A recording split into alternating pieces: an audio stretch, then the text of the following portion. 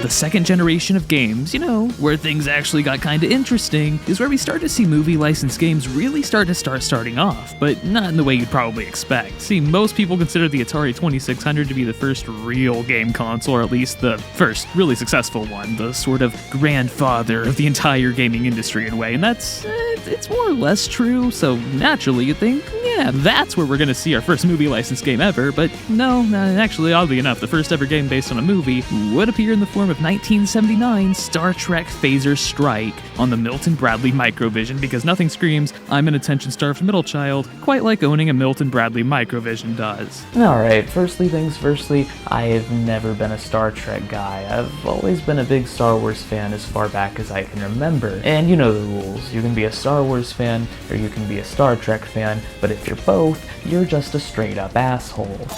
Don't get me wrong, I have tried. I tried watching Star Trek the motion picture once, but I just got bored and confused 20 minutes in, so I put Phantom Menace on instead. Had a much better time there. So yeah, you can definitely say I'm not experienced enough with Star Trek to talk about Phaser Strike, but I mean, I don't think I really need to be. Like, come on, look at this. This game is considered to be the first movie licensed game ever because, well, it was released in conjunction with Star Trek the motion picture.